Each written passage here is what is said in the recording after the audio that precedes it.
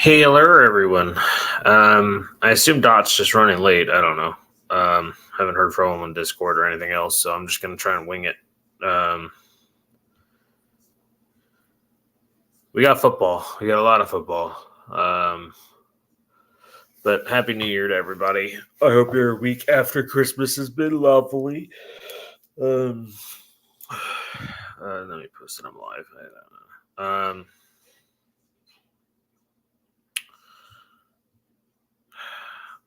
There's a lot going on today, a lot of clinching scenarios, the situation from yesterday, which I'm going to go way into more tomorrow because there's a lot to say about it. It's not just a play. It's a game-deciding play, and it's another issue with the refs. So we'll get into that, but Dot's here. What's up? I was waiting for your message. For some reason, it said I had already read it. I don't know.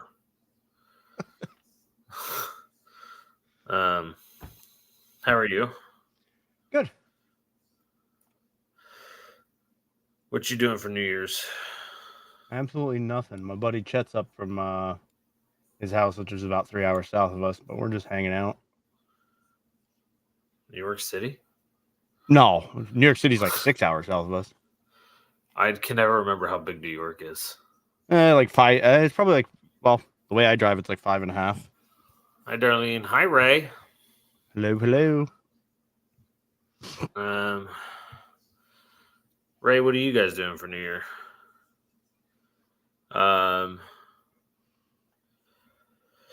Anyway, how was your weekend so far? Good. Just, again, kind of relaxing, doing nothing. I was supposed to be doing stuff around the house, which I'll do later today, but yesterday we just kind of watched that series Holy Moly on Netflix, the miniature golf show. I've never heard of it. It's hilarious. Ron Riggle and Joe Tessitore are the two announcers. Yeah. Rob fucking Riggle. And the course is designed by Steph Curry. Interesting. Yeah. Working. Well, why are you working? Oh, yeah. Wait, you work in a sports bar. It's New Year's Eve. Yeah, have fun. Yeah, it's that's a Canadian gonna be real sports bar, so I don't know. You live near Toronto. Toronto just gave the Pistons their first win in like 29 games. Toronto might be quiet today. Yeah, especially because last month they beat them like 142, 113 in a game. Yeah. I mean, they did have half their players not there because they just made a trade that morning yesterday to the Knicks. But I know you work at lots of beer tonight, but I don't know. Oh, there's always lots of beer on New Year's, but Canadians go hang out in their strip clubs. That's all I know. You don't work in a strip club. No. They're gentlemen's clubs for one. That's all I know about Toronto and that area is it's heavy in strip clubs and some shady ass people. The way I see it is I'm supporting the local, older youth and their economic dreams of starting a business. No, Tesco, we have not. I'm going to talk about it a little bit today, and I'm going to talk about it a lot more tomorrow night because there's a lot to say about it. But the biggest problem is it's once again Brad Allen fucking up another game. The NFL already announced his team has been downgraded out of the playoffs. He's made the most mistakes in the league this year. Yep. But he's also just a very fucking bad ref. But it's also the refs have been a story too much this year. There needs to be something done. And the report is eligible thing needs to be fixed. I never realized, I don't know. It's never been something I've thought there was a problem with because we've never had this moment. But now, there needs to be a more definitive way to report as eligible than the ref right in the center of the fucking game being the one that gets told. We have the technology to just have a fucking board you plug it into. Yeah. Or you just run up and tell the side judge as you're running on the field. Or the coach can tell the side judge who's reporting as eligible. I don't know. Oh, a matinee. Yeah, I had to move. Harley moved, and that made me move. I sent Dottie that UNC clip with Ocho Cinco. I don't know. Unk clip. Sorry. I was like, Ocho Cinco didn't go to North Carolina, so I didn't understand that one. And I was like, I don't know what that means. Yeah. But no, I don't know. There have been so many angles of it. There's been so many people saying one thing and then other people saying another thing, and it's just a tired story. The refs should not be making such a big impact. Like, I understand in the Kansas City offsides situation, he's offsides. Like, I understand that. But this looks like the Lions did everything correctly. Yeah. Because it's not just like it looks like he looks at Taylor Decker while he's talking, like while Taylor Decker runs over. It doesn't just look like he looks at him. Taylor Decker also uses a hand signal of some type. Like he moves his hand with the ref. And I'm like, he's clearly communicating in some way. Well, and then on top of that, the way they lined up is automatically illegal if he doesn't. Exactly, which that should have been an illegal formation immediately. The flag wasn't even thrown till well after the celebration was already happening. I just don't. Yeah, it doesn't. It was like they covered their own tracks with that one. It confused the shit out of me. And as Rich Eisen has said about 65 times this morning, the only defense that there is to be made is, yes, the play sucked. Yes, we're not sure of what really happened, and it might have been a mistake on the ref's part. But Dan Campbell didn't have to go for two more times after that. Oh, I know. That was that's Dan Campbell, though. But he didn't. He should have just kicked the extra point after that. As Nick Wright tweeted, that was just pure anger and frustration that he lost that play, and he just decided, I'm going to do it anyway. Yeah, because he went for it 2 more times because they got a penalty on the they got Micah offsides on the next play. So then they were at the 4, and they tried again. And then Goff misses the throw. Yeah, it's just take the field goal and get to overtime. Yep. Yeah. And that's the type of shit that's the type of shit that you look at and you worry about with the Lions then in the playoffs. Yep. So, well, I mean, just as a coach, you have to be calm enough to make the right call after the penalty. You have to go, okay, it didn't go our way. We got to just take the extra point and go to overtime. Listen. Like, yeah, your defense let CeeDee Lamb eat them alive, but they also held the Cowboys to only 20 points at home, which hasn't been done. Dan Campbell was part of the historic 0-16 Lions, wasn't he? Yes, he was. So maybe he just hates losing that much. That he inadvertently causes more losing.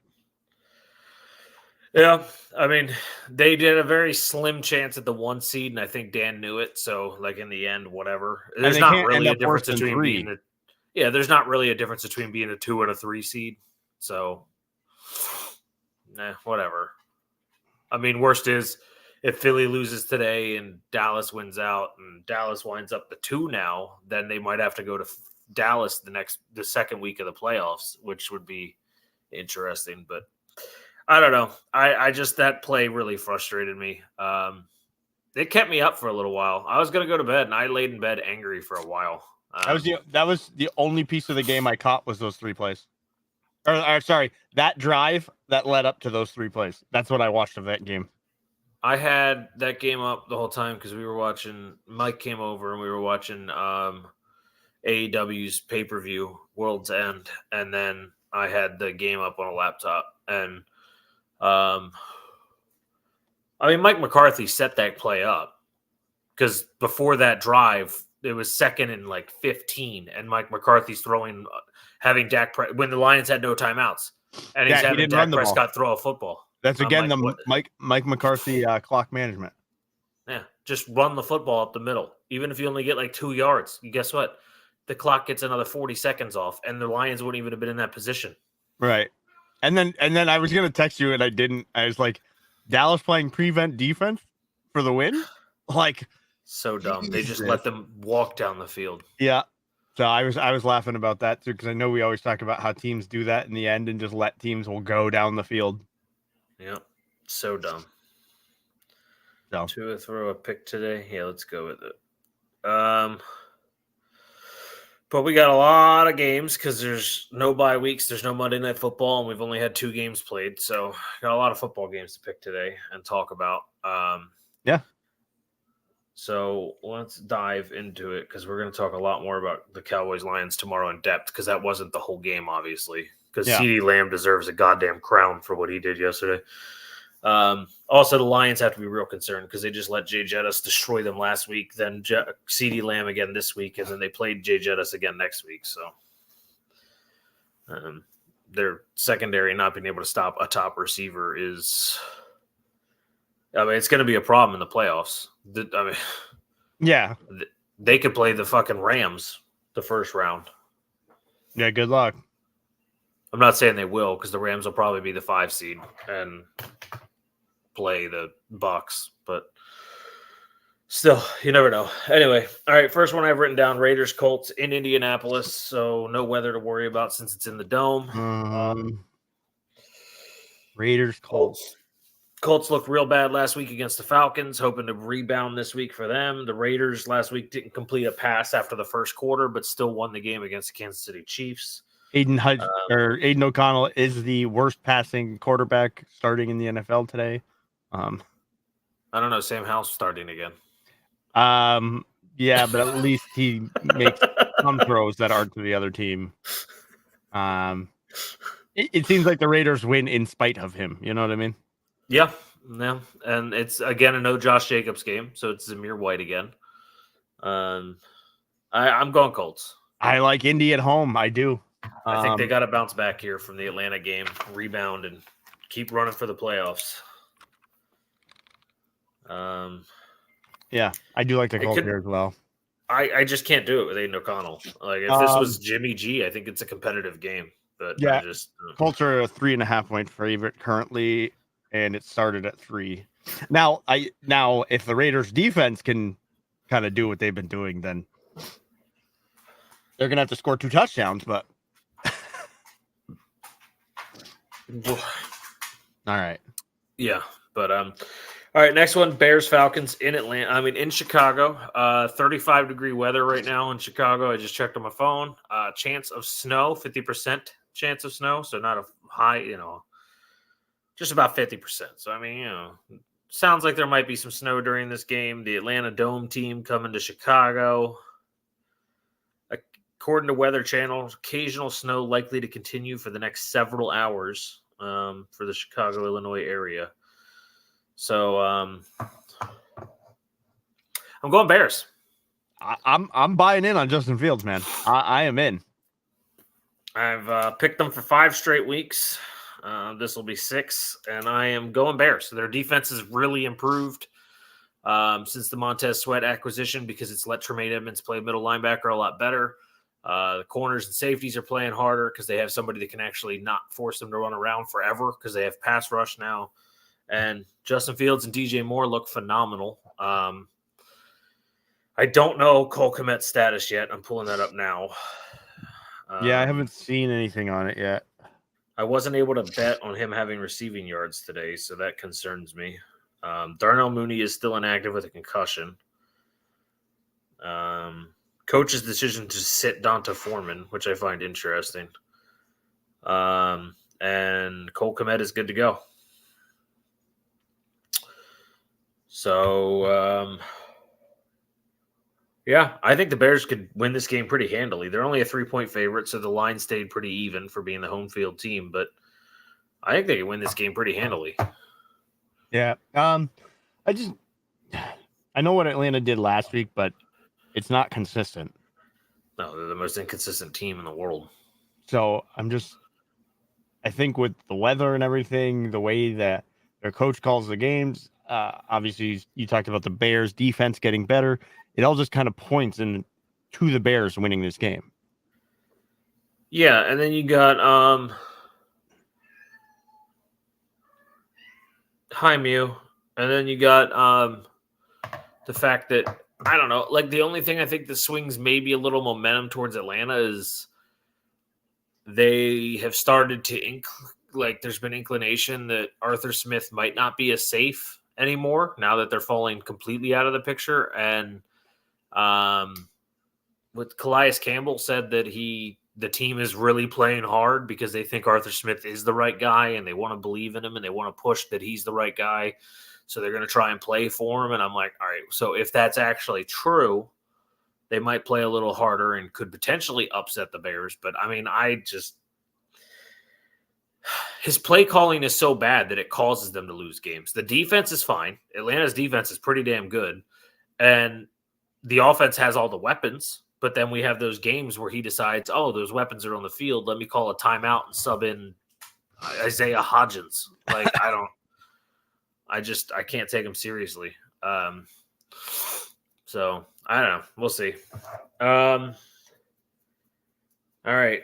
I already picked this one for myself. Panthers at Jacksonville, and I'm taking upset of the week. I'm taking Carolina. No Trevor Lawrence. Carolina's pass defense is ferocious. I mean, granted, they let Jordan Love tear him apart last week. But down in Jacksonville, I don't know what the weather's like. I assume it's sunny.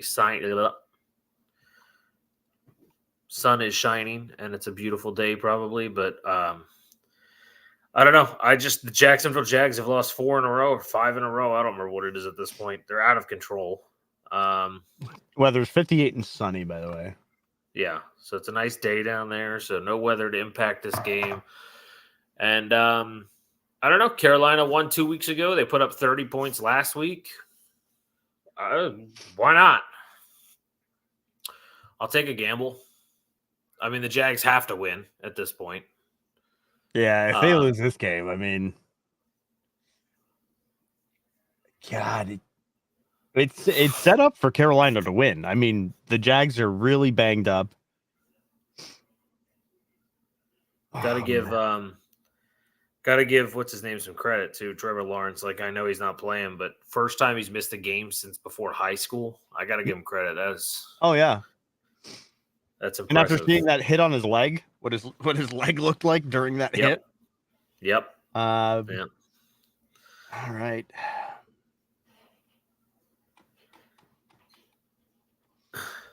Never thought this would be hard, did you? No, I didn't. Who's the starting quarterback? Is it Beathard? CJ Beathard. Yep. Wow. So really, ETN needs to have a monster game, or they don't win this game. Pretty much. Yeah, give me Carolina. Oh yeah. I don't know. I feel like it's just everything's pointing in their direction. And then they'll fuck it up and get blown out. And I need them to keep winning at this point. If my team has a shot at the number 1 pick. Yeah, you need them and a team to upset the Niners today if you want that to happen. That ain't happening. All right, next one. By the way, good morning, Boogie. I don't know if I said that. I'm sorry. Yes, good morning. What are your plans for New Year's? Tesco, what are yours? I'm curious. What is everybody doing today? Saints Bucks is our next one in Tampa Bay. I'm not even going to hesitate. Bucks. I know they're not close. I mean, they're not technically that close to each other. They're not that far. It's across a very thin state. So I'm going to assume the weather is also fine for the Tampa Bay Buccaneers today, and I'm going Bucks as well. If they win today, they win the division. Week 18 will not matter for them because they can't get above 4. They can't get the 3 seed. If they win the division, they can't fall out of the 4 seed. So expect some rested players next week. Nothing, probably fall asleep before midnight. Yeah, I will too, unless the game goes to midnight. I'll watch the Packers-Vikings, but as soon as that ends, I'm going to bed. Unless it ends like last night's game, and then I get aggravated and stay awake. But getting drunk on the couch, I have no friends. I thought we were friends. I'm just kidding. Yeah. I know you're like too far away to do anything, but like, I won't be getting drunk, but I'll just be watching football and then passing out. Makes sense. Into the new year well rested. I said it earlier today. I don't know the last time I've actually watched the ball drop. I think I was young enough to still be living at home with my mom and dad. Like, well, yeah, because once you're an adult, the only thing that ball's dropping on is your next year's bills. Yeah, like I just don't right. Like I live in an apartment, so rent's due tomorrow. Cool, thanks. Midnight's the timer for rent. Yeah, resets the timer. Thanks. Bills are due. I'll watch the East Coast because I forgot that you're not on this side of the country. It allows them to go all the way up to north of Toronto to eat food. I'm making food. I meant to get some stuff. I was looking into Butcher Box lately. I've looked into it before. I hadn't pulled the trigger yet, but I've looked into I it. haven't pulled the trigger either, but I looked into it. It looks pretty damn. It looks pretty entertaining to consider. But see, Butcher Box is good. He used it. See, we got. Then again, I can just go to one of the local farms and just buy a cow. You act like I don't make mean food. But anyway, yeah, I'm not. I don't know. Like normally my New Year's thing is like if Mike's awake. Like a couple of years ago, we streamed New Year's. We sat on Sea of Thieves because they put firework crates in Sea of Thieves. So we just sat on at midnight. We sat and shot fireworks off on stream. So we had our own little New Year's celebration. Like I don't know. It's boring to watch a bunch of celebrities show up in New York City and somewhere in LA and talk, and then a ball is slowly falling. Like I just don't care. Oh no, impending doom. With how bad every year's been since 2019, I really am not that excited about another year. Ever since COVID, it's been like a constant shit show. Yeah, if you just restart the year, we have another chance of it being another 2021. Like it's just getting worse and worse. So I just don't care. I'm like, fuck it. But anyway, all right. I am going Bucks. You're going Bucks. Okay. Cardinals Eagles is the next one in Philadelphia. Odd enough that I have heard some things today. I saw what Boogie posted in our Discord, which I appreciated because I didn't know there was that much bad blood with Gannon. I've heard some defensive players on the Eagles feel like his defensive play calling actually helped cost them the Super Bowl. So they're taking it personal. I'm in the farm country now, so I go to ranchers now. Yeah, that's the way to go. When I went to college in Montana, my roommate, his dad owned like it's more than 1,000 acres. I don't remember how many type ranch. And he was a cattle farmer. And we didn't live that close, lived 2.5 hours away from his house. But his dad would come visit on weekends and just drop off like tons of ground beef and steaks for us because we lived in an apartment together. Mm-hmm. And I was like, we didn't have to pay nothing. It was so wonderful. And then when we would go hunting, he would help us get our meat finished up. So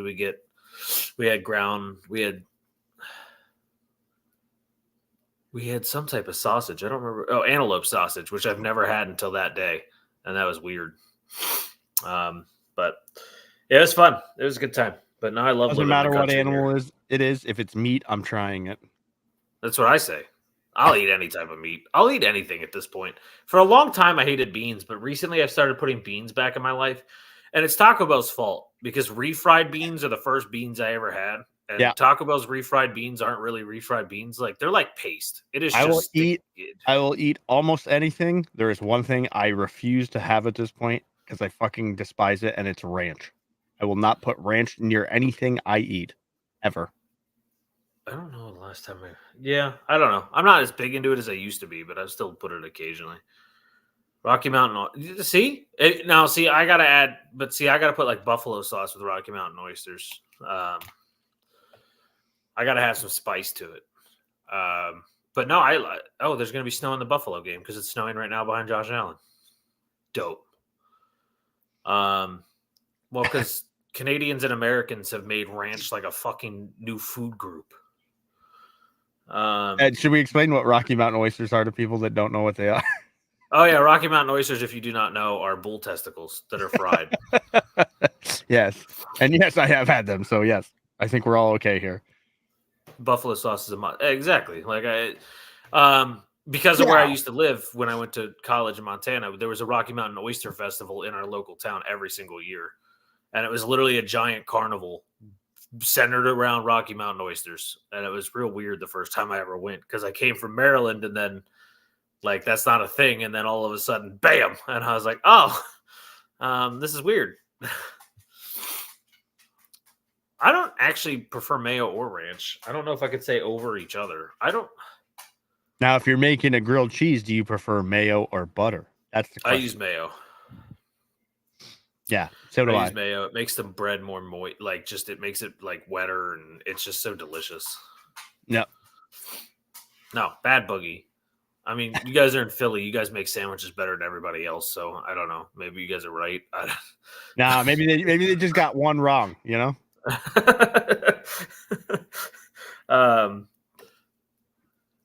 yeah, it makes it very greasy, but it The I don't eggs know. in It the adds, mayo make it crispier. yeah, it makes it crispier. The bread gets all crispy and stuff, and it's just delicious. I don't know. You could actually use both, to be honest. Granted, I use butter to as my nonstick substance for everything else I cook. Like when I make my eggs in the morning, I melt a little bit of butter in the pan first. I don't use like a nonstick spray or oil or anything. So I use way too much butter I'm a nowadays. coconut oil guy. If I had it, I would, but I just keep forgetting. It's kind of one of those things that I'm always like, I got to get that for groceries, and then I just don't write it down, and then I just don't do it. But It makes everything like fluffier. It's the weirdest thing, but it's my favorite oil to cook with. I press mine in a panini, so it's already well. I use mine in a frying pan because I put some pepper jack cheese over top, and then put a lid over the top so it melts the pepper jack cheese on the top layer of the well done grilled cheese. And sometimes I use Parmesan if I have it. Parmesan's so expensive, so I don't always have it. Parmesan? Yeah, Parmesan. Anyway, Cardinals, Eagles in Philadelphia. By the way, 10 1 o'clock games today. Kyler Murray shows up to the stadium wearing a Sidney Crosby Pittsburgh Penguins jersey. Right? That's weird. That was real weird. I don't know what it was. Like, was it a shot at Philly entirely because, Pittsburgh, Philly hate? Or, is he legit a Penguins fan? I don't know, but I know they're going to try and take his head off today.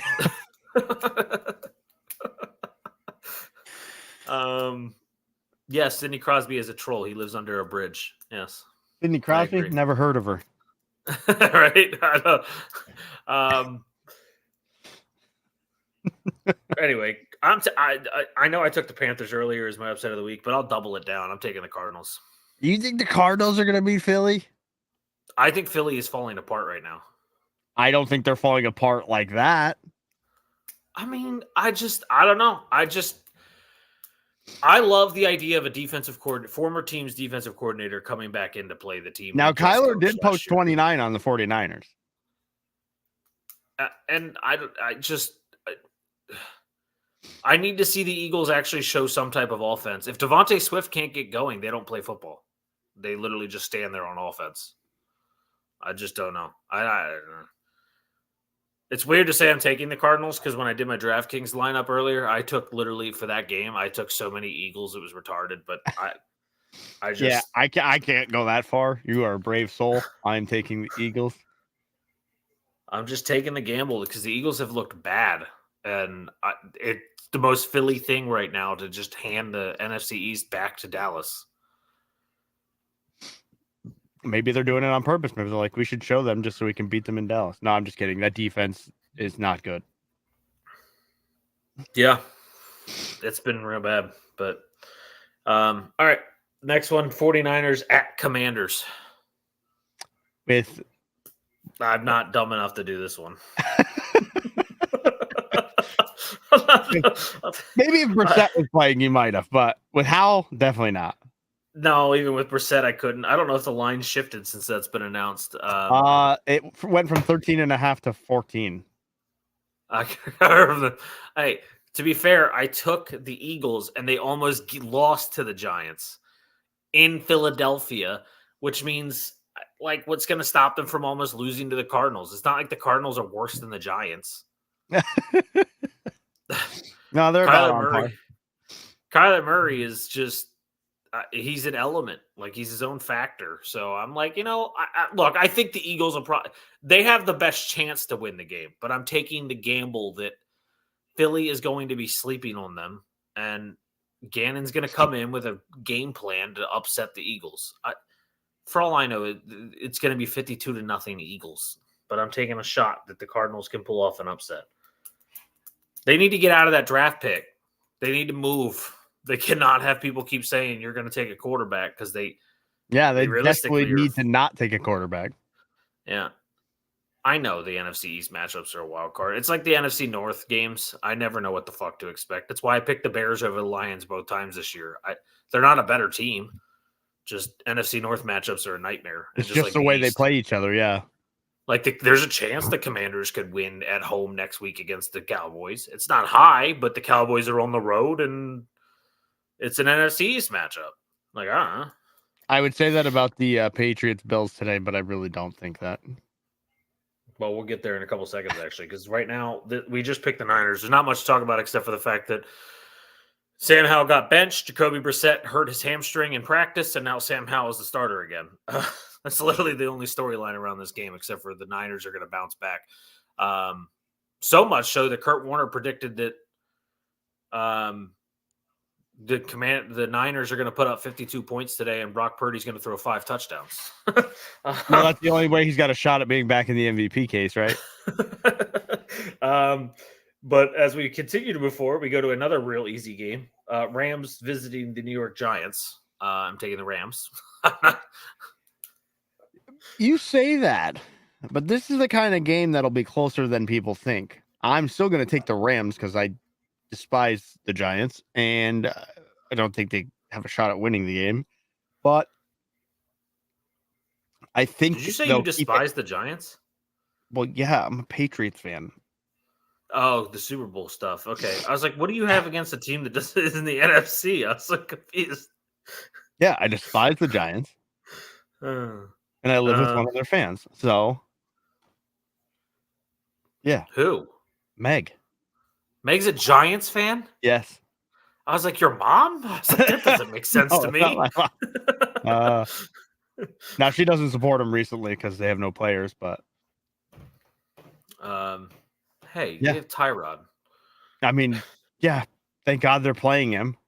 Ask the Eagles what Tyrod's all about. They'll tell you how close that game. Anyway, I forgot to mention this. This is a crazy stat, and Michael Irvin gave it to us, so I can't guarantee it's accurate, especially since he gave it to us this morning, and you damn well know him, Jimmy Johnson, and Emmitt Smith went and snorted lines of coke last night. But the Bucs, Mike Evans, in the last 9 matchups against the Saints, has only 75 yards combined. That's pretty good on the Saints. That's fucking impressive. They're like, we have one job and one job only. Mike Evans can't touch a football. Well, that would explain why Tom Brady struggled against them as a Buccaneers quarterback. Yeah, couldn't get the ball to Michael. But anyway, Bills Patriots, the next one. It's snowing. It's going to be cold and windy. Listen, it doesn't affect either team because they're both cold weather teams, but the Patriots suck and have a random playing quarterback. So listen, Bailey Zappi, okay, it's 2-0 on the road this year. Are you trying to convince yourself or me this time? I'm trying to convince you. Yeah, Josh Allen is about to have 50 combined touchdowns this year. I think he has a touchdown against. No, I can't say 7 straight because there was the 3-0 game in there, and this could be one of those. This could be one of those games where we just run the ball 60 times. With who? Isn't Ramondre out? Yeah, Ramondre's out. So Zeke. Yeah, 60 times. That meatball, he's eating today. 60 times for 12 yards. No, I expect Josh Allen and the Bills. I think Stephon Diggs has over 50 yards in the last 7 against the Patriots. So expect him to get some catches. But I feel like Cook's going to be leaned on. They're just going to kind of run the clock out and beat him by 14 with that's crazy. It's a 14.5 point line. I'm not sure I take the cover there, but I don't take the cover. But I have seen the Bills also beat the Patriots like 42-6 in the playoffs. So I know, but this year the Bills aren't beating anybody that badly. Except physically, they're doing that to Miami. Yeah, I mean they did beat them 40-17, so I guess technically, they did do it once this year. Yeah. All right. Yeah, I'm taking the Bills. There was no convincing me off of that one. Listen, and if there's ever a sign to take the Bills today, Their record today is 9-6, and against the spread, they're 6-9, baby. So let's go. Giggity. Wow.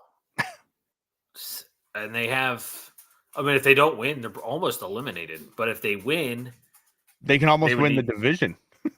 Yeah, I mean, we'll get to the 1:00 game that hasn't been mentioned yet, but they could literally put next week into the division matchup like must, which means it'll probably get flexed into primetime. But anyway, Houston hosts the Tennessee Titans. I haven't double checked this because Dot's a good enough source that I don't have to. CJ Stroud is back this week. He is in 100% rolling. So I'm rolling Texans. I'm not even going to blink. Yep, I'm not blinking either. CJ Stroud. They're like, oh, well, he's coming off the concussion. He hasn't played in a while. It's like, bro, I don't care. If he's on the field, that team is 100% better team. Yeah, we saw it. There's no denying it now. And when they announced he was playing, it did go up. It went from a 3.5 to a 4 point. Oh, by the way, do you think Chase Young, how many sacks do you think Chase Young picks up against his former team today? I meant to mention that. I feel like 3 would be a good over under, like maybe 2.5, you know? That's what I was thinking, is 2 to 2.5. And then he lifts up a shirt, he lifts up his jersey and it just says fuck Dan Snyder. The whole league would pay his fine. Yeah. Now, who was it? Jonathan Allen would just send him a check. Yeah, right. Like, all right. So we both take Texans. The last 1:00 game here is the biggest 1:00 game. The Ravens host the Miami Dolphins. The Ravens are going to be without Kyle Hamilton. The Dolphins are going to be without Raheem Mostert and Jalen Waddle. Yeah, that's rough. They play a very physical team, which they tend to struggle against. Not going to be snowing here, but 42 degrees game time temp. So it'll be nice and chilly in Baltimore. And with what the Ravens just did to Brock Purdy, I think they can come home and do well. So I'm going to take the Ravens. If Mostert and Waddle played, I would consider Miami. I would have a very tough time, but it just being Tyreek Hill as like their only danger. I mean, you still have A-Chain, but he's kind of disappeared the last few weeks. So like, and then having only those two in a matchup where this team could hurt your guys. Like they are that. Yeah, this is the game where you have to worry about Tua. Like this is the team with the most sacks in the NFL. They got after Brock a lot last week. They're going to be all over Tua this week. So now the Miami defense is sneaky better than people think. People think a lot better than people think. This could be a lower scoring game than people realize. I almost feel like this could go the same way that like the Miami Dallas game went, where it's just kind of back and forth but tight. I do too. Sorry. No, I'm still gonna lean Baltimore here, just with the injuries to Miami. We saw what Baltimore did to San Francisco. Now, maybe Miami takes care of the ball better than Brock Purdy did and doesn't turn it over 5 times, but you still got the. I mean, because that's the only reason the Niners lost. They outgained them in every statistical category. They beat them except for turnovers. Yep. Like McCaffrey went for 100, Kittle went for over 100, Ayuk went for over 100, Debo went for over 100. Like those 4 guys, if all of them have over 100 yards, you should win the game, except for when you give the ball to the other team. And 3 of them are in the red zone. Like that was huge. Yeah. No, I'm going to lean Baltimore here. I think it's a closer game. I think they do regress a little. But you still got the guy who should win MVP right now, Lamar, on the other team. And boy, is he slippery. Someone actually posted a thing and it said, I'll give you $50,000 right now, or you could have $10 million, but you have to tackle Lamar Jackson just once in 5 attempts in the open field by yourself. And I was like, I'd just take the 10 grand. There's no chance. There's no chance you're tackling. First off, think about dude, I'm 5'11". Like I ain't tackling that dude. Like there's just no way. I'm not even and to think to have the brashness to think I even have the twitchiness of that guy. Yeah, no. No. I was like, my ankles will be broken. I get outshot by 12-year-olds on FPS shooters. I'm not trying to take down Lamar Jackson. All right. I'm sad that I've only been playing Baldur's Gate. I really, the day after Christmas, wanted to get on COD and just shit on little kids. Oh, getting on Christmas COD. noobs, the best time of year. But no, I got too obsessed with Baldur. We beat it, and now we're already like about to enter Act 2 of our second playthrough. I'm just obsessed. I can't stop. Right? And you like getting hit on by demons, huh? Seduced. Karlach, the follower that follows you around from hell. In the first time through, I did try and seduce her, but it did not work. And then this time, Gale has been trying to fuck me, which is a wizard dude. And then I wound up getting fucked by Lae'zel, who's like some lizard-looking lady. So there you go. It has not been going the way I intended. Matt Eberflus expected to return for third season in 2024. Wait, hold up. What? Jair Alexander's future with the team is now uncertain. We just made him the highest paid corner in the NFL. What's he going to do? We going to trade him? I'm so fucking confused. We haven't got to that game yet because I have a very angry rant coming eventually. I'm going to be all hot and sweaty with that one. Like Boogie was watching some devil try and seduce me. Dude, the dude was like in a fucking sex outfit and everything. It was very uncomfortable. That would have that would put me right in my comfort zone. I don't know what you're talking about. Some dude just like, oh, you can come in my bed and I'll give you what I want. And I was like, oh, this is weird. Wasn't expecting this on stream. I was like, I'm pretty sure. That's what you asked. You're like, do you got free candy or? And me and Mike don't turn the nudity off because we're grown adults. And I was like, I'm pretty sure Twitch will ban me if I even say yes to this. But anyway, Steelers giggling at how I got real. Like honestly, because I used to use a camera when I stream, and I've been debating putting it back on. I'm gonna be rearranging my entire living room, which is where I game tomorrow. I'm gonna be rearranging this whole room, so I might finally be able to turn it back on. Because when I started streaming again last week, I did the setup and I loaded up my camera, but because I sit right next to a window, there was so much backlight that you couldn't see anything. So I was like, all right, when I rearrange, there won't be as much backlight. Because I was like it was weird. But anyway, Pittsburgh at Seattle. It's a tough Kyle one. Rudolph. Mason Rudolph, yeah. The tight end from Notre Dame that used to play for the Vikings is coming to play quarterback. No, Mason Rudolph. The girl on Cynthia Freeland on NFL Network this morning said his name is not Mason New Year's Eve, so don't expect a big game. And I thought that was funny. Going to visit the Seattle Seahawks, who, if they lose, they're done. If Pittsburgh loses, they're not getting a winning season because they play the Ravens next week. Here's a great stat about the Steelers. Their record, 8-7.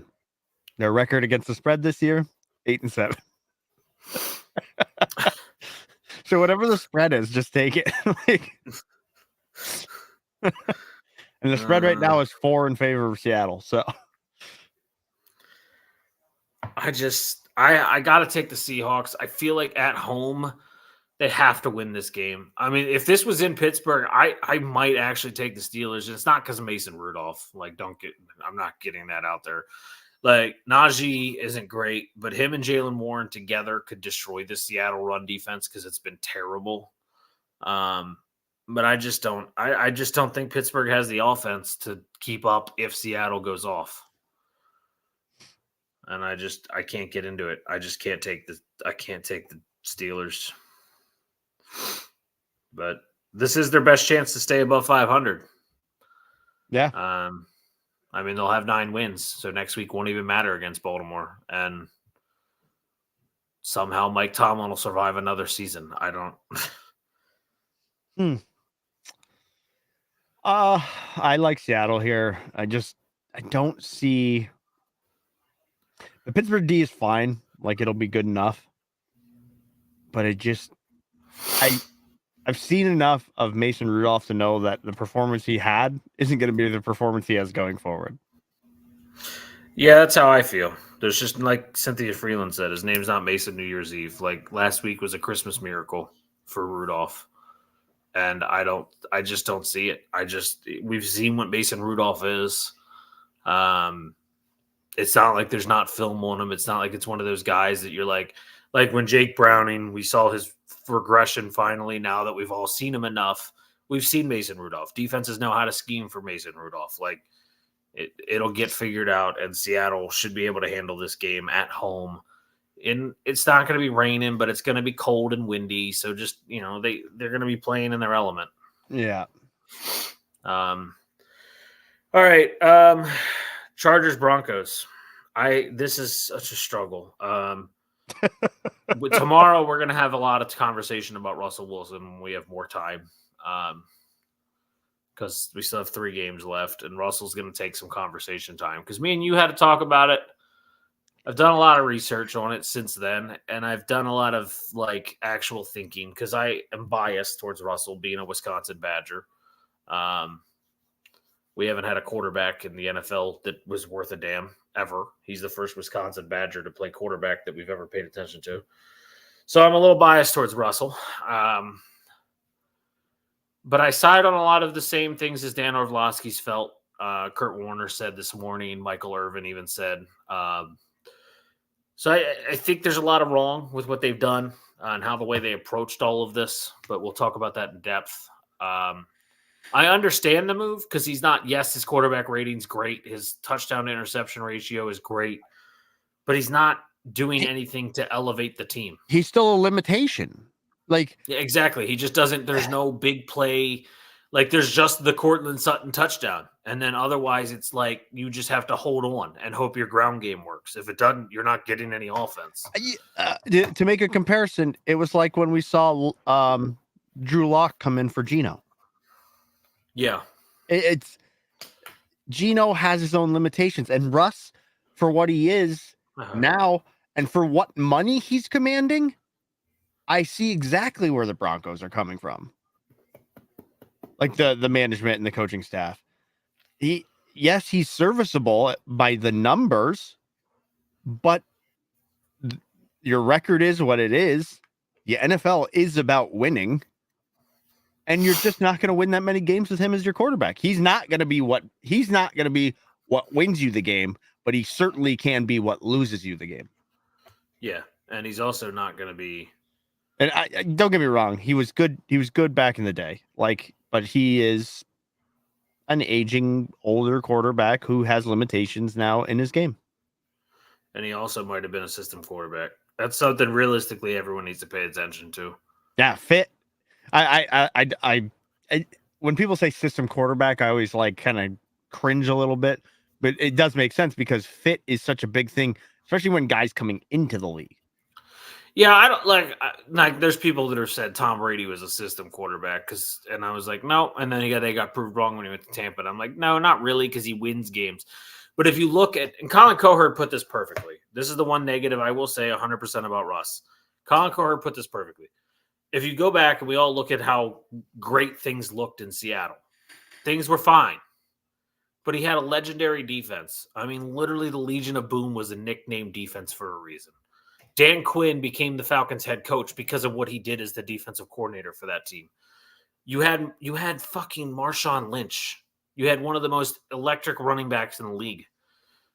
And then Marshawn leaves, the defense starts to go away, and the stupid expression, let Russell cook, comes up, and Seattle starts losing more games than they lost beforehand. If you actually go back and look, when he started throwing the ball more and becoming more of the guy, they started losing more games.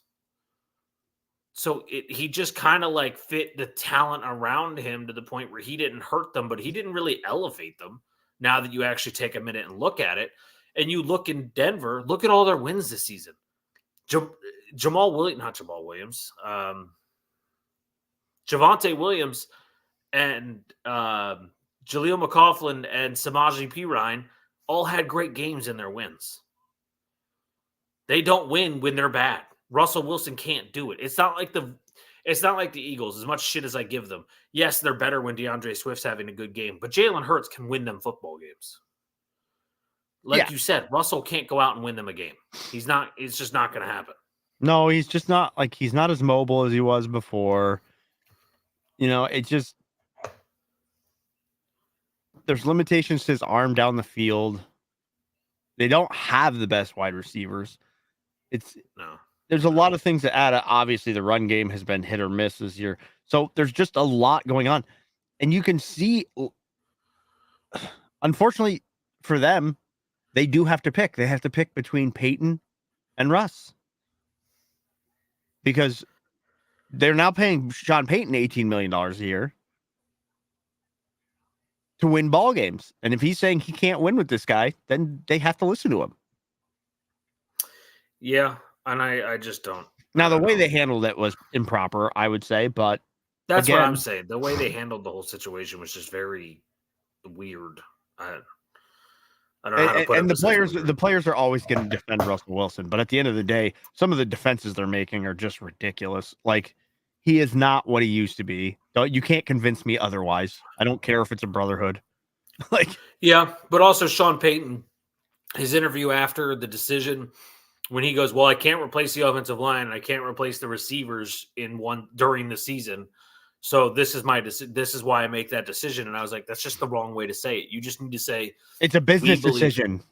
Say that it's a business decision, or we believe we're better with who I don't remember the other. No. We're better saving our $37 million. Say it that way. Yeah, even if you wanted to say that, it's just better than literally saying what the Raiders did with Derek Carr, and it went over just fine. Yeah. They said, look, we're not going to pay you, so we're saving ourselves $37 million. It's the same thing with the Live Golf guys. Just tell me it's about the money. Yeah. And just tell me that it's about the money, and I'll be all right. Don't lie to me. There's a chance, not as a starter, but there's a couple teams next year that might go sign Russell Wilson. Not for what he's making. No, but he'll have to, obviously have to take a price cut, but I think there's teams out there that might go, let's just give him a try and see what happens. Because there's teams out there right now that have those quarterbacks you're still questionable about. Like, I don't know, Jordan Love. Not saying Green Bay will do it, but I can't think of all the other teams that might need a backup. I mean, we see how important backups are right now. Listen, I'm not going to mention a certain team that might have a logo on my hat, but I think you guys will draft somebody. Yeah. No, I think we will too. Great stat, though. Great stat about the Russell Wilson tenure with the Broncos. As a Broncos starter, 11 wins. As a member of the Denver community, he has more toilets in his house than wins in Denver. I'm so glad that stat just keeps popping up about toilets in a man's house. He's got 12 toilets, 11 wins, baby. It's the same fucking thing with the Lions. They're 0-13 when playing on Thanksgiving after a waning moon. And I'm like, why is this a stat? Listen, it's how it goes. Listen, if it can be made into a stat, it's going to be. Can I get the stats of their win-loss record of the Chiefs when Taylor Swift's in attendance? Because speaking of Chiefs, the final game before – oh, wait, you didn't pick yet. Oh, neither of us did. We just talked about Russell Wilson. Chargers-Broncos in Denver. I don't think there's going to be any weather in Denver, last I checked, which was Broncos Monday. Are a 3-point favorite, so they're saying it's basically a draw. I'm taking the Chargers because their defense has looked better since the change of Brandon Staley, and Easton Stick is I'm a stick guy. Yeah, I'm always gonna support the guy that should be in the NHL, even though he's in the NFL. And I think what you just said is true, is that the team is playing for this interim coach. Now, yeah, not to keep his job. No, but just because there's a relief that Staley's no longer in the room. Exactly. Eckler looked fine, you know what I mean? Like, these guys looked better. Now they are missing a bunch of pieces, so this could go horribly wrong. But the Broncos are the Broncos, and it could also go horribly wrong for them. So, yeah, I think I'm just gonna rock it with the Chargers here and see what happens. We were talking about the Chargers, and I went to check the weather in Denver, and I typed in Chargers. The Weather Channel was like, what? It will be 40 degrees and partly cloudy, so no weather of worry. I'm going to go with the Chargers. Worst is I'm wrong. I mean, I don't know. I don't fucking care one way or the other. It doesn't impact me, except for my picks. But, like, neither of these teams are playoff teams. But there's another side of this coin of the Russell Wilson thing, which I'll go farther into tomorrow, but maybe Sean Payton's a system coach. Possible. Has he elevated a team? He lost Drew Brees, and the Saints were terrible with him. I don't know. But anyway, Taylor Swift game. I have no idea if she's going to be in attendance. So just so you know, there should be a website dedicated to following Taylor Swift around for football games. Let us know if she's going to be at a game. Neither Swift nor Kelsey have publicly commented if she'll attend the game. Her International Eras Tour is on break until February 7th, so it's a good possibility. And the Chiefs are 5-3 when she is in attendance. Okay. Remember, they've lost 2 of them recently. Yeah, they're saying that the good luck charm might have worn off. Yeah.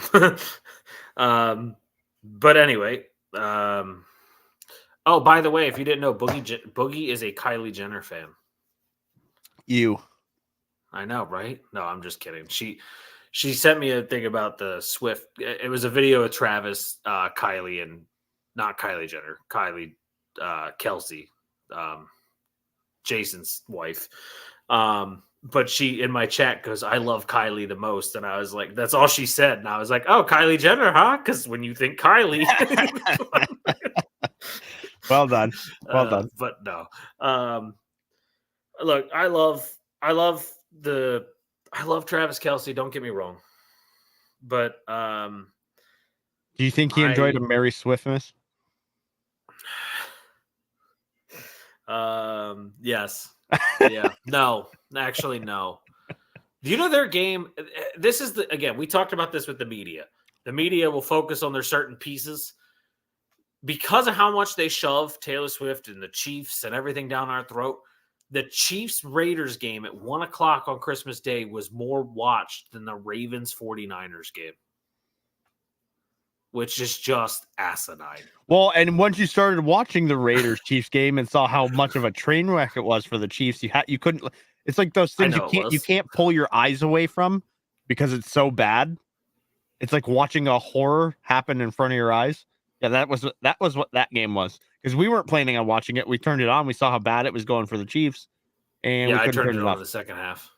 I couldn't turn it off after that, but I turned it on in the second half because I wasn't planning on watching it either. I will say the craziest stat ever, Patrick Mahomes and the Kansas City Chiefs have to win out. The Browns have to lose next week. Otherwise, Patrick Mahomes and the Kansas City Chiefs will have less wins than the fucking Joe Flacco Cleveland Browns. Listen, did you see how comfortable Joe Flacco was that he was sleeping on the sideline? I mean, the dude literally made a joke afterward and goes, "I'm like everybody else. My bedtime's 6:30 at night." I was like, "Oh, okay, everybody else." Good. I mean, he's got 4 kids. The dude's in his late 30s. He needs his rest. Nah, dude, we got to talk about Thursday night tomorrow because there are some plays that Joe is making that I was like, well, who the fuck is this guy? But anyway, Bengals Chiefs really, I mean, they don't need to win because they're probably going to make the playoffs. The only way they don't is if the Raiders, Chargers, or Broncos win out. I'm still waiting for when these Chiefs just fix all the problems everybody tells me they're going to fix. But you say it right there, and I'm going to tell you they're not fixing them to fucking night. I'm taking Jake Browning and the Cincinnati Bengals. I need to see the Chiefs fix their problems. I know the Bengals didn't look great last week either. Don't get me wrong. But Ja'Marr Chase might have actually given them some fire to play with, though, when he was talking about being covered. He goes, well, it's not like they have a Jalen Ramsey on their team. So that was pretty dumb. But Ja'Marr Chase loves to fire people up. So, yeah. 46 degrees, sunny today. Give me the Chiefs. Chiefs. Okie dokie. I'm not comfortable with that pick, but I'll take it. I don't think you can be comfortable with either team. Nope. If Joe Burrow was playing 100%, I wouldn't have a hesitation here. Oh, no. If Joe Burrow was playing, I'd 100% pick the Bengals. Yeah, but because it's Jake Browning, I'm like, there's still a reason I'm nervous about this pick, but I'm just I need to see the Chiefs wake up. I mean, I think they can still be a decent team. Their defense is so good. We've seen moments of Pacheco. So I'm like, if this team can find the run game consistently, the defense can play at a high level, there's a lot of talent that this team has outside of the bad receiving core. And because I don't want to hear excuses about the receivers. I don't. Jordan Love throws to literal nobodies. I don't. The excuses about receivers from Patrick Mahomes is bad. They were actually showing his interceptions this morning, and they showed a couple of the drops, and then they showed a couple of the interceptions that were like close to the receiver. And 3 of those interceptions, the receiver was going like that behind him because the ball was going fucking behind him. And I'm We like, talked about this the is what throws Dot behind talks the about. receivers. This is what Dot always talks about. Like, he's always throwing behind or short of the receiver. And I'm like, you can't blame just the receivers when the quarterback isn't making the basic throw. Yeah, he's just not throwing the ball into good windows. So he's not. If his receivers are having a hard time, even when he's doing that, by throwing it into worse windows, you're going to see more drops. Yeah, I just don't. I'm not in. I don't know. I'm not saying they can't make a run, but if you look at the AFC right now, I would take the Ravens. I would take the Bills, probably the Dolphins if they're fully healthy on offense, because I think their defense can keep up. And I would take the Browns over the Chiefs. Yeah. Right now, as it stands, until we see a better Chiefs performance, I think you're right. Yeah. So they got to wake up. But everyone keeps telling me they're going to fix it and it's going to get better. They've only got 2 weeks left. So I don't know. Maybe I'm wrong taking the Bengals here because there's only a 50% chance that they got to fix it this week. So, I mean, I don't know. But, all right. Sunday Night Football. I'll just let you start because I've got a lot to say. Packers visit Minnesota. Minnesota is a 1-point favorite, I think. I actually don't know. Yes. At home. They're starting Jaron Hall. I don't know if Nick Mullins is hurt or if they're just like, oh, those 4 interceptions last week were so bad, we're going with Jaron Hall. I don't know. That is the reason. They think Hall. They want to evaluate Hall as well. They still have rookie. They still have the Cousins decision to make, depending on where he's at. So they just felt that with the 4 interceptions, and the week before Mullins is kind of, although he's passing a lot and getting a lot of yards, he's careless with the ball, and so they want Hall to at least show them what he has. Also felt like he was trying to always force the ball into Justin Jefferson on every play. Yeah, which was just so dumb. Anyway, go ahead. Other than that, I think the Vikings have softened up on defense, although they were playing well. I like Green Bay here. I like what Jordan Love's been doing. Now, I didn't like when they let Carolina. They were smashing Carolina early and then just let them climb back into the game. Again, playing prevent defense down the stretch. And just giving up yards and scores for no reason. But Minnesota's just right now. Sorry. They are struggling to run the ball down the stretch. And that was kind of why you saw a lot of passing plays out of them. They've been kind of jumping between Madison and was it Ty Chandler, I think? Mm-hmm. Well, Madison's out for the year, I think. Not that that's really a big loss. No, everyone thought this was going to be breakout year, but he has vanished. Yeah, he didn't break out. He slid into the cave. But Madison is not out for the year. He's just not been playing. You are correct. It has been Ty Chandler. It is TJ Hawkinson. That's right. You told me about that midweek out for the year. Yeah. That was ACL, maybe ACL, MCL? Yeah, both. And Jordan Addison is also questionable for tonight's game. Yeah. But, all right. So here's my honest opinion. I'm taking the Vikings simply because the Packers are fucking retarded. You cannot sit. Okay. So everyone remembers what happened when Jair last year played against Justin Jefferson. Justin Jefferson got his head all pissy and Jair did the freaking what's his celebration called? The gritty. The gritty in front of him, and Justin Jefferson could not do anything the rest of the game, and it shut down the entire Vikings offense. Granted, they didn't have Jordan Addison then. It was in Green Bay. The game at the beginning of the year in Minnesota, they didn't actually let Jair cover Justin. They had him on Thielen. I never understand that decision. But Joe Barry's a really, really, really bad defensive coordinator. So I saw some clips of the last time we played Justin Jefferson without Jair Alexander. 4 times in that game, we lined up with Preston Smith, outside linebacker, pass rusher, Preston Smith across from Justin Jefferson in coverage. Justin Jefferson, when not facing Jair Alexander against the Packers, averages 137 yards a game. I don't know what cover him today. I don't know because Jair is suspended because of the stupid thing, and they're down to one other guy. They're down to one other guy on the active roster. Stokes is now out. Eric Stokes is now out with a hamstring injury again. He just came off the IR, played his first game last week, and now he's injured again. And so we have Corey Valentine, or Carrington Valentine, the rookie, who did play really well this year in the spots that he's had to play. But he's a rookie, a 5th-round rookie. And we have Corey Ballantyne as our number 2 corner now. And then Keyshawn Nixon, our kick returner, is now our number 3 corner. I just can't see us stopping them. Granted, I do think that Jordan Love could actually win this game. As weird as that sounds, about 5 weeks ago, I would have told you there's no chance.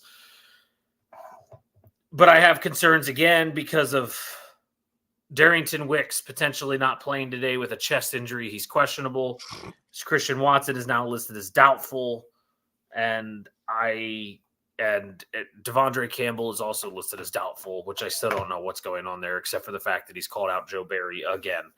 And then the reports now that we might move off Jair. I don't even know how, because like I said, this offseason we made him the highest paid corner in NFL history. So I don't know what's going to happen there. I've got to look into it before I can talk about it, because when he's actually on the field, there's still not many corners, if any, better than him in one-on-one coverage. Oh, yeah. But now that I assume the Packers just want to keep going young, I don't know if the front office just doesn't want to have a salary cap. They're just like, we're going to pay nobody. Like, there's no one on the offense that eats money but Aaron Jones. There's already rumors that we're going to move off Aaron Jones in the offseason. Now, the only defensive player that eats money is Jair Alexander and, Rashawn Gary. We did just make him extremely highly paid. Yeah, but he's worth it. He doesn't miss games. He plays through it. Like, he's a beast. But, like, now we're going to move off Jair potentially. Like, and if we're going to trade him, we'll probably get at least a 1st-rounder and a 2nd-rounder for him because he's a top corner, so whatever. But, like, I'm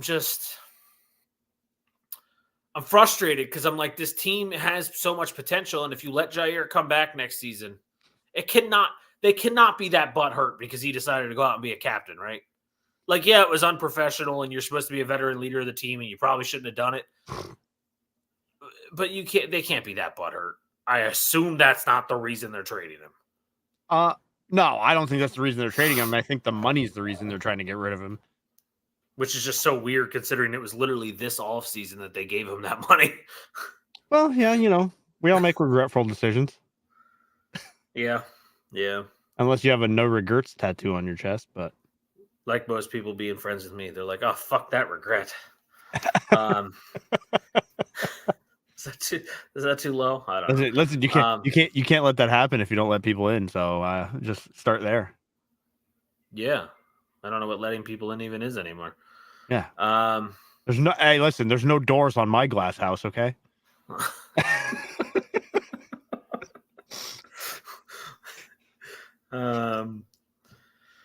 That's all the games. I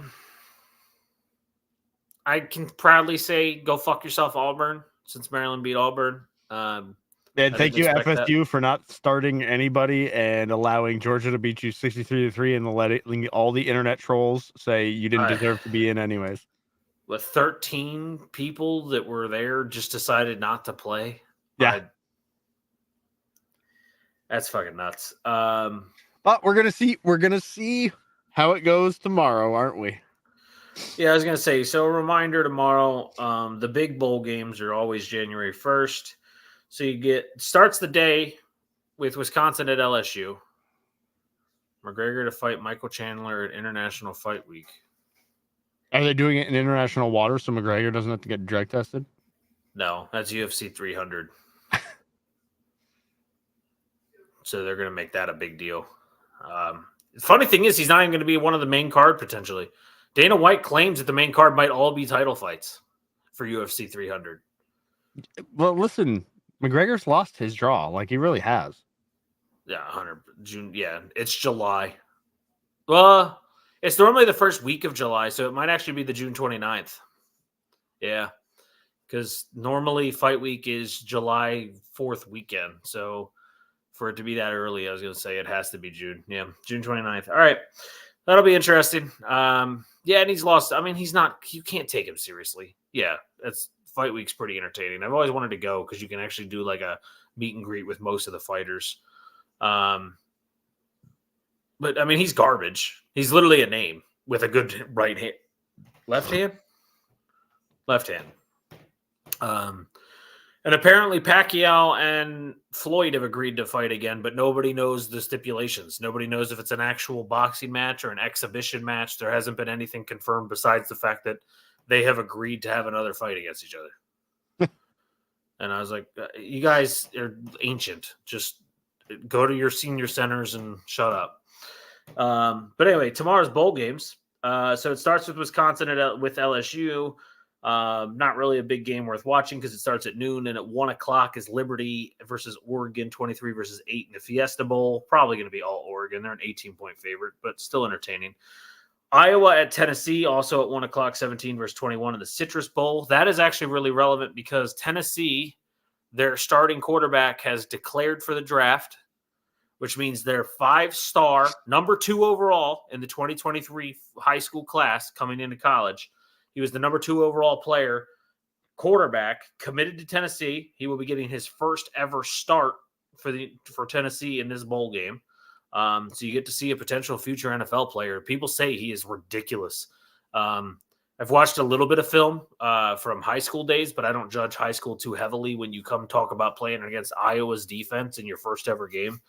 But at the same time, there's big concerns. He's smaller than Bryce Young in a way, not height-wise. He's 6'7", and he only weighs 200 pounds flat. He would fill out. That's what they're hoping for. It's what you got to hope for because he has little twig legs. He literally looks like a peg. And then you get to the big games. 5 p.m., Alabama versus Michigan in the playoffs, again, the Rose Bowl, and then the 8:45 Texas and Washington in the Sugar Bowl as the second playoff game to set the national championship. We'll be live during that one. Alabama will probably be just finishing up when we go live, so we'll have a lot to talk about. And then we got a lot of football to talk about because there's so many clinching scenarios today. If the Ravens win, they're the guaranteed 1 seed. The Browns said if they can't get out of the 5 spot, they're going to rest their starters next week. So if they can't go up or down. Who do you have winning for the two top college games? Washington and Georgia. Washington and Michigan, sorry. I was going to say, hold on a second. Georgia and Michigan are even for me, but yeah, Washington and Michigan. I too like Washington a lot. I've seen a lot of people taking Texas, but I think Washington. Texas is the meatiest team, so a lot of people just get influenced. And then, I've heard a lot of people picking Alabama over Michigan just because of Alabama's pedigree. It's like, and they're like, well, Jaden Daniels, when he has to throw the ball, throws it to the other team. It's like, bro, Michigan doesn't have to throw the ball in the second half because they're going to run the ball down Alabama's throats the way Alabama used to do that to teams. Yeah, I just don't see anyone beating Michigan right now. The only team I think that could is Washington. And did you hear? They had real tests this season. Washington had plenty of real tests this year. Harbaugh signed Don Yee as his agent to represent him. That's also the agent of Tom Brady and Broncos Sean Payton. Yeah. Don Yee also has a lot of very strong relationships with front offices in the NFL. Yeah. So that says a lot. Mm-hmm. So we'll have a lot to talk about tomorrow. It's New Year's Eve. If you guys go out, if you do anything, if you wind up getting off, If you wind up getting off your couches and stuff, do what Dot just said, or be reckless. I mean, it's your life, but we value you, so we'd rather you not be reckless. But I'm not here to tell you how to live your life. We kind of need you here, so we want you to be around. Don't be just you can have fun and be reckless, but not be stupid. Like that, there's a fine line. And listen, this guy walks that line a lot. Yeah, and there's plenty of football to keep you at home, not really wanting to do anything. And people suck, so like, why even and go it's out? cheaper to drink at home. So and while there's football on, Chewy will be live tonight, so like you can just hang out. Listen, I'm all for getting dressed up for the occasion, but boy, do I love sweatpants. I'll tell you that.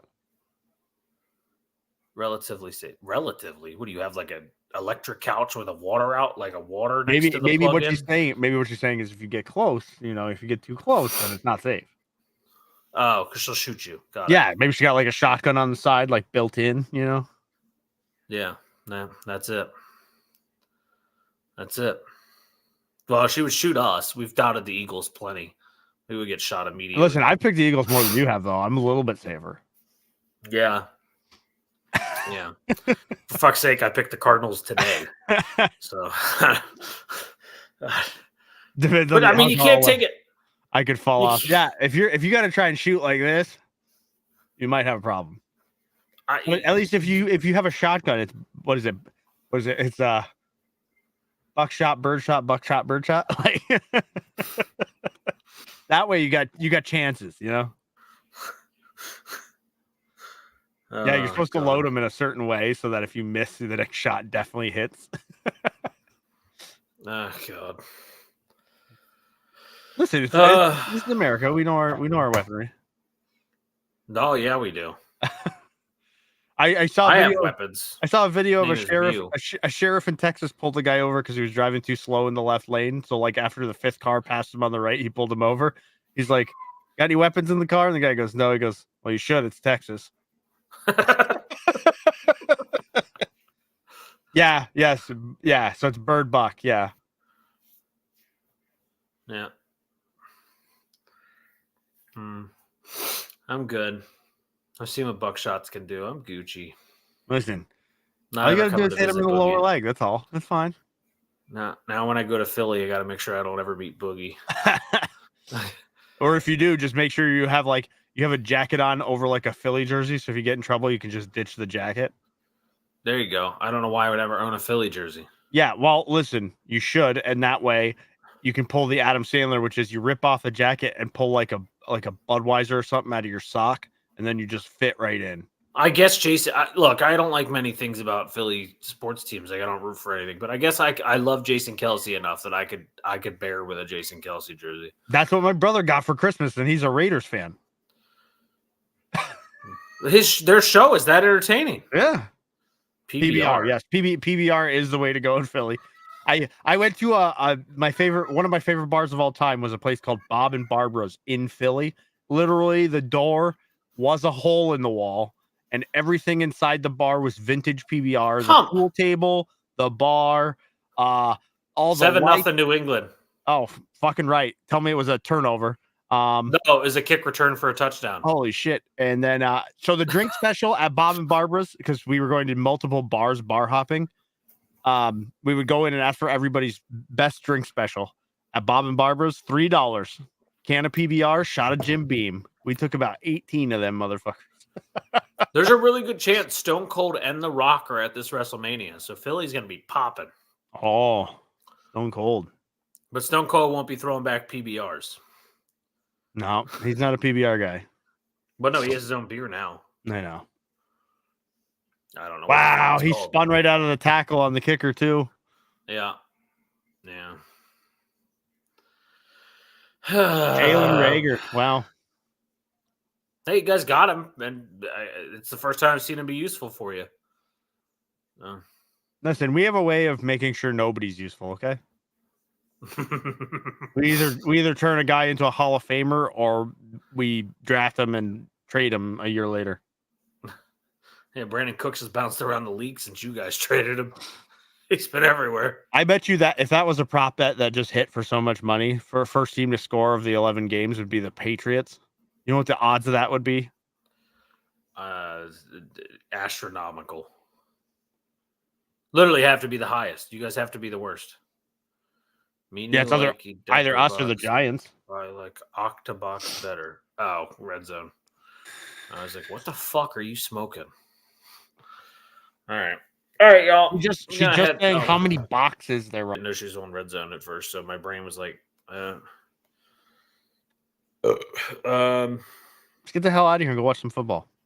well, I'm trying to find someone to raid. I want to see if Grizzly's still alive. No. Okay, then I don't know. You have anyone? I have exactly nobody on. Okay, I've got a bunch of like animal sanctuaries I follow, and that's it. So, all right, well, all right, y'all. Happy New Year's to everybody. Be safe. We'll be here tomorrow night at 8. Be safe. If you guys want to talk football, I'm around on Discord because I am normally just sitting here talking to myself. So same here. Yeah. So have a great night, guys. Day and night. Have a good time, everybody. Enjoy some college football tomorrow as well. Let's kick the new year off right. You know. Jonathan Taylor just scored a touchdown. Is it starting the year off right? For the Colts, sure.